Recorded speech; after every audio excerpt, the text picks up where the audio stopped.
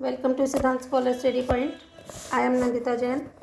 आज हम प्राणधारा कहानी, जो कि एक तेलुगु कहानी है MSc 12 के सिलेबस से, जो लिखी गई है श्री कालीपट्टनम रामाराव द्वारा, उसका सेकेंड पार्ट करना शुरू करेंगे। पहला पार्ट हम पहले पढ़ चुके हैं, अगर आपने नहीं देखा हो तो आप पहले इसे देख सकते हैं। तो दूसरे भाग में इसको शुरू करने से पहले हम इसका फिर से देख लेते हैं कि इसके मुख्य पात्र थे अम्मा जी, सत्यवती, अप्पायम्मा, शेषु बाबू और तविटम्मा।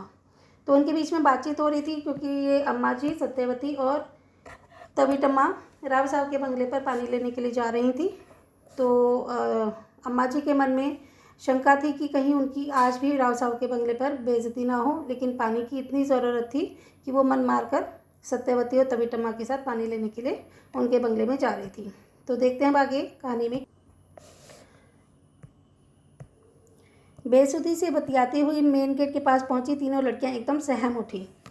तो बेसुधी थी क्योंकि गर्मी इतनी थी, ऊपर से पानी लेने की टेंशन थी, तो आपस में बातचीत करते हुए वो मेन गेट के पास पहुंची। लेकिन वो एकदम से सहम उठी राव साहब के बंगले पर पहुंचने के बाद, क्योंकि वहाँ पर अच्छी नस्ल के आदमकद कुत्ते एक इधर वाले खंबे के पास और एक उधर वाले खंबे के पास बौखलाहट में भयंकर रूप से भौंकते हुए आगे पीछे घूमते हुए ऐसे उछल उछल कर पड़ रहे थे जैसे जंजीरों को तोड़ डालना चाहता हो। उनके मुंह देखते ही तविटम्मा के होश उड़ गए। बाप रे, एकदम कहकर वह भाग उठी। तो जब वो वहाँ पर पहुँची तो देखा कि आदमकद के कुत्ते थे, बहुत बड़े बड़े, और दोनों एक इधर खंबे पर और एक उधर खंबे पर बौखला रहा था, बौखलाहट में भौंक रहा था और उछल कूद मचा रहे थे। ठीक है, और बेशक वो जंजीरों से बंधे हुए थे, लेकिन वो इस तरह से उछल रहे थे कि शायद जंजीरें तोड़कर भागना चाहते हो। उनका मुंह देखते ही तविटम्मा के तो होश उड़ गए, क्योंकि वो पहली बार आई थी और वो बाप रे कहकर भाग खड़ी हुई। तो उधर थोड़ी देर भागी तो उतनी झल्लाट में अम्मा जी अपनी हंसी नहीं रोक पाई। सत्यवती कलसा नीचे छोड़कर हंसने लगी, उसके पेट में जैसे बल पड़ गए हों। तो उसकी यह हरकत देखकर तो अम्मा जी के बहुत हंसी आ गई, और सत्यवती भी अपना कलसा नीचे रखकर एकदम से हंसने लगी। तो तविटम्मा तिलमिला उठी। उसने पहले कभी किसी पर उसे इतना गुस्सा नहीं आया था। उसका चेहरा तमतमाया और बड़ी बड़ी झिलमिल आंखों में उसने उन दोनों की ओर आक्रोश से देखा। पहले अम्मा जी ने पहले अपनी हंसी रोकी और बाद में सत्यवती भी संभल गई। उसका गुस्सा देखकर उन दोनों ने सोचा कि हम उसके ऊपर हंस रहे हैं, ये अच्छा नहीं है, और उसे तविटम्मा को बहुत गुस्सा आ रहा है। तो आ रही लड़कियाँ, वे कुछ नहीं करेंगे, बंदे हैं, अम्मा जी ने कहा। अंदर से किसी ने आवाज़ दी। उस आवाज़ से कुत्तों ने भौंकना बंद कर दिया। धड़कते दिल से पूरे बदन को आंचल से ढकती हुई तविटम्मा आगे की ओर सरक आई। तो शेरों जैसे दोनों कुत्ते भोले भाले बिलौटों की तरह जाकर उनके लिए रखी हुई चौकियों पर चढ़कर अत्यंत शांत भाव से लेट गए। अर्थात जब अंदर से किसी ने आवाज़ दी तो कुत्तों ने भौंकना बंद कर दिया, और ऐसे लगे जैसे वो इतने शेर जैसे कुत्ते ना होकर भोले भाले बिलौटे मतलब बिल्ली वगैरह, तो उनके जैसे वो सीधे साधे बन गए और बिल्कुल शांत भाव से लेट गए। बस यही होता है इस शहर में। किसी भी बड़े आदमी की ड्योरी पर जाओ तो घर वालों से पहले उनके कुत्ते ही अगुवानी करते हैं। हम शहरातियों की यही अगुवानी है, कहकर सत्यवती हंस पड़ी। तो इतने में कौन है, कहता हुआ दरवाज़ा खोलकर 22-23 साल का एक लड़का बाहर आया। वह साहबजादा बड़े साहब का छोटा बेटा है, इतना अम्मा जी को याद है। छोटे साहब धारीदार सुंदर कुर्ते पजामा और टेरेलिन की शर्ट पहने हुए हैं। हाथ में एक बड़ा सा अखबार, लगता है कि पढ़ते पढ़ते ही ले आए हों। तजनी पन्नों के बीच में है और तरोताज़ा और तीखे नक्श वाले काले फ्रेम का चश्मा चढ़ा। उनका चेहरा बहुत ही नाजुक मालूम पड़ रहा है और आंखें बहुत तेज हैं। तो इसमें बताया गया कि वो राव साहब का छोटा बेटा है और बहुत सुंदर लग रहा है। उसकी आंखों पे काला चश्मा है और उसने सुंदर धारीदार पजामा और टेरेलिन की शर्ट पहनी हुई है। तो लड़कियां कुछ कहती हैं इससे पहले ही, शेषु कौन है रे, कहती हुई प्यारी प्यारी सी बातें करने वाली 16 साल की लड़की भी वहाँ पर आ गई। बाहर आते ही उस लड़की ने सिर हिलाते हुए कहा, ओह। उसने यह भाव ऐसे कहा जैसे कह रही हो, अच्छा अच्छा मैं समझ गई। तो उस साहबजादी को देखने से लगता था कि वह शेषु बाबू की छोटी बहन या बड़ी बहन की बेटी होगी। 7 चमेलियों के वजन की सी राजकुमारी की तरह कृशांगी और सुकुमार यह लड़की बहुत पतली है। वह मृदुल सोनपरी जैसी लग रही है। वह हल्के गुलाबी रंग का झीना दुपट्टा डाले है, उसमें से उसका पतला मुलायम पेट झलक रहा है। अध उभरे उरोजों के सुंदर उठान को रेखांकित करता एक लॉकेट उसके गले में लटक रहा है। तो इसमें उस लड़की की भी सुंदरता की तारीफ की गई है। तो उस लड़की के बाहर निकलते ही मंद मंद मुस्कुराते हुए शेषू बाबू ने कहा, पानी के लिए शायद आई हैं, पानी नहीं है, जाओ जाओ। गालों पर बिखरी लटों को ऊपर ऊपर लेती हुई और भौं उठाकर सलोनेपन से सिर हिलाती हुई सलोनेपन के साथ सिर हिलाती हुई लड़की बोली, पानी ही के लिए, मतलब उनसे पूछे कि पानी के लिए आई हो ना, और अगर पानी के लिए आई हो तो यहाँ पर पानी नहीं है, तुम जा सकती हो। सत्यवती और तवीटम्मा ने हाँ में सिर हिलाया। पानी नहीं है, जाओ जाओ, गंभीर होकर लड़की ने कहा। इस पर उन तीनों चेहरों के मुझाते ही वह लड़के की ओर मुड़ी और मुंह दबाकर किलकी, यानी कि उसने एक किलकारी सी भरी अपने भाई को देखकर। चश्मा ढीला होने की वजह से शेषू बाबू के सिर उठाकर कांचों से ऊपर देख रहा था। उसकी नज़रें अम्मा जी पर टिकी हुई थी। सोनपरी अंग्रेजी में कुछ बुदबुदाई। शट अप कहते हुए शेषू बाबू ने झट से मुंह उलट लिया। गोरी लड़की जोर जोर से हंसती हुई कह रही थी। हंसी रोकना मुश्किल हो रहा था तो शेषू बाबू अंदर की तरफ दौड़ा। लड़की भी हंसते चिल्लाते उसके पीछे भागी। थोड़ी देर बाद वह दूसरी लड़की और एक दूसरा लड़का दौड़ते हुए वहां आए। दोनों ने बाहर खड़ी लड़कियों की ओर ध्यान से देखा। अम्मा जी पर नज़र पड़ते ही उनके चेहरों पर अर्थपूर्ण हंसी फैल गई। वे दोनों अंदर की तरफ भागे। अंदर से लगातार खिलखिलाहट और टाँकों की आवाज़ आती रही। किवाड़ धम से बंद हो गया। थोड़ी देर बाद शेषू बाबू मुस्कुराता हुआ आकर खिड़की के पीछे सोफे पर बैठ गया। फिर खड़े होकर कुछ बातें करने लगा। हाथ इधर उधर चमकाता रहा। फिर पसर कर बैठ गया और अखबार से अपना चेहरा डुबो दिया। वह इतने ज़ोर ज़ोर से क्यों हंस रहे हैं, ये अम्मा जी और सत्यवती को सोचने पर भी समझ नहीं आ रहा था। दोनों ने तवीटम्मा की धोती की ओर गौर से देखा। फिर अपने कपड़ों और दुपट्टों पर उड़ती हुई निगाह डाली। हास्य उत्पन्न करने वाली कोई चीज़ उनको नहीं दिखाई दी। इतने में खिड़की के पास हलचल फिर शुरू हो गई। शेषू बाबू खिड़की खोलने का प्रयत्न कर रहा है। अंदर से उसे कोई बंद कर रहा है। अम्मा जी और उसके साथ की लड़कियों को यह सब देखते पाया तो शेषू बाबू ने खूब जोर लगाकर खिड़की बंद कर दी और चिटकनी चढ़ा दी। इसके कुछ देर बाद अंदर से कोई आवाज़ नहीं आई। वे लोग किस लिए लोटपोट हो रहे हैं। अब सत्यवती और अम्मा जी सोच रही हैं कि इतना हंसने की क्या बात है। उन्होंने तवीटम्मा के कपड़ों की तरफ देखा, अपने कपड़ों की तरफ भी देखा कि क्या कुछ ऐसा है जो हमें देखकर वो हंस रहे हैं, तो उन्हें कुछ ऐसा नहीं लगा। तो असल में क्या हुआ था कि एक बार जब अम्मा जी अपने पिताजी के साथ राव साहब के बंगले पर थी तो राव साहब से जब उन्होंने कहा था कि मेरी बेटी को पानी दे देना, तो उस समय शेषू बाबी भी वहाँ पर थे और उन्होंने राव साहब ने उससे कहा था कि चलो कभी आए तो पानी दे देना।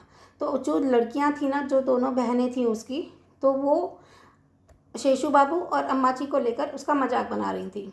ठीक है, तो वो सोच रही थी शायद शेषू बाबी की वजह से ही अम्मा जी इनके बंगले पर बार बार आती है। तो लेकिन ये बात अम्मा जी को और सत्यवती को नहीं पता थी। तो उन्हें समझ नहीं आ रहा था कि क्यों इतना हंस रही हैं। तवीटम्मा को डर लग रहा था या आश्चर्य हो रहा है, यह उसके चेहरे से समझ में नहीं आ रहा था। अब तवीटम्मा को देख के ये नहीं पता चल रहा था कि वो डर रही है या उसे ये सब देख के आश्चर्य हो रहा है। तो मुझे नहीं मालूम, क्या तुम्हें मालूम है, सत्यवती ने पूछा। 3 जून जेनवार पैरों के पास आ जाए और करने को कुछ काम ना हो तो वक़्त कटेगा कैसे, यही कारण है, अम्मा जी ने कहना चाहा। शायद अम्मा जी थोड़ा सा समझ गई थी कि वो किस लिए हंस रही हैं। तो उसने कहा कि जब तीनों टाइम का खाना और सब कुछ उनके पैरों के पास आ जाए, उनको कुछ करना ना पड़े, कोई काम नहीं करने के लिए, तो उनका टाइम कैसे कटेगा। तो यही कारण है कि फालतू में दूसरे के लोगों का मजाक बनाती हैं। लेकिन उसने जल्दी ही अपना मन बदल लिया। उसने सोचा था कि कह दूं, लेकिन कह ना पाई। मुझे भी क्या मालूम, उसके मन में मैं घुस सकती हूँ क्या, चिढ़कर उसने कहा। उसने ऐसा कहा तो, लेकिन उसे लगा कि कारण का अंदाज़ा उसे है। उसने कह तो दिया मुझे नहीं मालूम, लेकिन उसे पता था कि क्या कारण है। राव साहब को वहाँ बंगला बनवाए लगभग 10 साल हो गए थे। तब उनकी हैसियत इतनी नहीं थी। वहाँ ज़मीन खरीदने के बाद एक रोज़ शाम के वक्त उन दिनों उनके पास जो खस्ताहाल पुरानी कार थी, उसमें ऊबड़ खाबड़ सड़क पर खड़ी करके पैदल झोपड़ों में आए थे।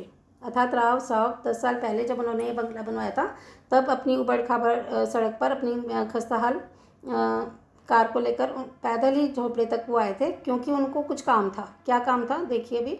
तो कौन है रे इधर, किसी को पानी वानी की ज़रूरत नहीं है क्या, सामने पड़े एक आदमी से उन्होंने पूछा। बाबूजी हमें कौन पूछता हो है, उस आदमी ने जवाब दिया। बुलाओ, सबको बुलाओ, राव साहब ने कहा। फिर उन्होंने वहाँ पड़ी बांध की एक खटिया गिराई और ब्रीफ केस में से एक सफ़ेद कागज़ निकालकर झटपट कुछ लिखना शुरू किया। महानगर और सुअर टीले के बीच 25-30 एकड़ का एक ऊंचा और बड़ा भूखंड है। उस भूखंड के तीनों छोरों को नगर स्पर्श कर रहा है। पानी की सुविधा न होने के कारण चौथे छोर पर तब मकान उठ नहीं पाए थे। टीलों को छूते हुए उस भूखंड के किनारे के साथ साथ एक पुरानी सड़क बनी हुई है। उसी सड़क पर राव साहब ने एक ही लाइन में 10 प्लॉट खरीदे थे। तो क्या हुआ था कि तीनों चारों तरफ से वो नगर को स्पर्श कर रहा था, वो एरिया जहाँ पर वो आए थे, लेकिन वहाँ पे पानी की सुविधा नहीं थी। ठीक है, तो उस टीले से छूते हुए उसी के आसपास के किनारे की तरफ राव साहब ने इकट्ठे एक ही लाइन में 10 प्लॉट खरीद लिए थे, क्योंकि उनके पास थोड़ा पैसा था तो वो उससे उन्होंने 10 प्लॉट खरीद लिए। अब वो टीले में आए हैं, उस झोपड़ों के पास आए हैं तो अपने एक खास मकसद से आए हैं। तो सुअर टीले के किनारे एक एक फलांग की दूरी पर गरीबों की 3 बस्तियां उठाई थी। इन बस्तियों के लोग ऊंचे भूखंड के इस सिरे पर या उस सिरे पर जाके पानी भर लाते थे। जहाँ पानी का ठिकाना ना हो वहाँ बिजली की बत्तियाँ कहाँ से होगी। राव साहब ने एक पक्का महजरनामा तैयार किया। अब यहाँ पे पानी नहीं था, जब पानी ही नहीं है तो बिजली कहाँ से होगी। तो राव साहब ने क्या करा, भला बनने के लिए एक अपने कागज़ पे सारी बातें लिखी और वो आगे देते, जिससे कि यहाँ पर पानी और बिजली की सुविधा हो जाए, और इसका फ़ायदा राव साहब खुद उठाना चाहते थे। तो क्या हुआ कि उन तीनों बस्तियों के लोगों से उस पर दस्तखत और अंगूठे के निशान ले लिए। उन महाराज के ठान लेने की वजह से ही यहाँ पानी और बिजली की बत्तियाँ आई, यह लोगों ने माना। तो उन्होंने सोचा कि राव साहब तो बहुत अच्छे हैं, वो अपना इतनी पेन लेके उन लोगों ने हमारे लिए हमारे दस्तखत लिए, अंगूठे के निशान लिए, और बहुत ही ज़्यादा पेन लेने के बाद नगर में जाके पानी और बिजली की दरख्वास्त दी, और जिसकी वजह से उन लोगों को पानी और बिजली नसीब हुआ, ऐसा वहाँ के लोगों का मानना था। कौन सा नल कहाँ लगेगा, कौन सी बत्ती कहाँ लगेगी, इसकी सारी व्यवस्था कर्मचारियों ने के साथ स्वयं जाकर उन्होंने करवाई थी। यह काम पूरा होने के 6 महीने के अंदर ही उन्होंने बंगले का काम भी शुरू करवा दिया था। बंगले का काम जितने दिन चलता रहा उतने दिन मजदूरी करनी धोनी कम या ज़्यादा जो भी मिली, मजदूरों के झोपड़ों के मजदूर वहीं पर काम करते रहे। जो काम किया ईमानदारी से किया। नगर पालिका द्वारा एडवांस में सैंक्शन हुए नल के पानी और बिजली की रोशनी में से वह बंगला 6 महीने में ही 6 ही महीने में बनकर तैयार हो गया, क्योंकि बिजली भी थी, पानी भी था, तो उनके बंगले को बनने में सिर्फ 6 ही महीने लगे। इन 10 वर्षों में उस ऊंचे भूखंड के प्लाटों की कीमत लगभग प्रति वर्ग गज 5-10-15 इस तरह बढ़ती गई। उस भूखंड के तीनों तरफ से रेंगता हुआ बढ़ रहा नगर अब उसके ऊपर आ रहा था। इधर के प्लॉट राम साहब अभी बेच नहीं रहे थे। सुनते हैं कि पूरे 20 रुपये से कम में ना बेचेंगे। तो जो उन्होंने बिल्कुल फ्री जैसे ही खरीदे थे, मतलब नाम का ही पैसा दिया था, ज़्यादा कुछ नहीं दिया था, अब उसकी कीमतें बढ़ती गई 5, 10, 15। तो लेकिन वो कह रहे हैं कि अभी भी नहीं बेचे, जब उसकी कीमत 20 रुपये हो जाएगी तभी वो इसे बेचेंगे, उससे पहले वो नहीं बेचने वाले। तो जिन दिनों ये बंगला बन रहा था उन दिनों राव साहब झोपड़ों के सभी लोगों को अपनेपन के साथ अप्पाराव, गोवंदू, सारम्मा कहकर नाम ले लेके पुकारते थे। अब वह अपनापन छींच गया है। इस बीच कुछ लोग उस बस्ती को छोड़कर भी चले गए हैं। तो जब तक उनका मकसद था, मतलब था, तब तक वो गांव के लोगों को बहुत ही इज्जत से, जैसे कि अप्पाराव, गोवंदू, सारम्मा, बहुत ही अपनेपन से बुलाते थे। लेकिन जैसे ही उनका बंगला बना तो अपनापन उनका ख़त्म हो गया, और कुछ लोग तो उनमें से बस्ती छोड़कर भी चले गए थे।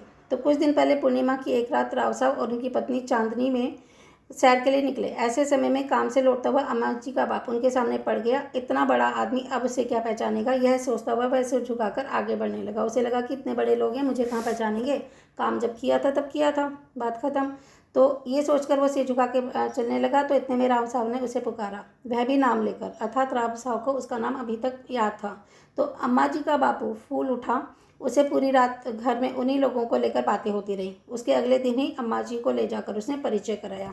उसे लगा कि इतने बड़े आदमी मुझे जानते हैं, ये सोचकर वो खुशी से फूल के गुप्पा हो गया। पूरी रात उन्हीं की बातें करता रहा, और अगले दिन अम्मा जी को ले जाकर उसे परिचय कराया कि मेरी बेटी है।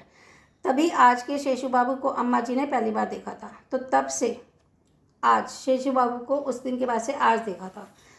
तो इस लड़की को पहचानते हो, राव साहब ने पूछा था। अम्मा जी का बाप पहचान नहीं पाया था। तो अम्मा जी इसके जब बाप से पूछा उन्होंने कि इसको पहचानते हो, उन्होंने कहा नहीं नहीं मैं नहीं पहचानता। तो हमारा सबसे छोटा बेटा है, याद नहीं, मकान बनते वक्त मेरे साथ आता था। एक बार यह लड़की आरी से खेल रहे थे तो इसकी उंगली कट गई थी। ज़रा अपनी उंगली दिखाना रे, राव साहब ने कहा था।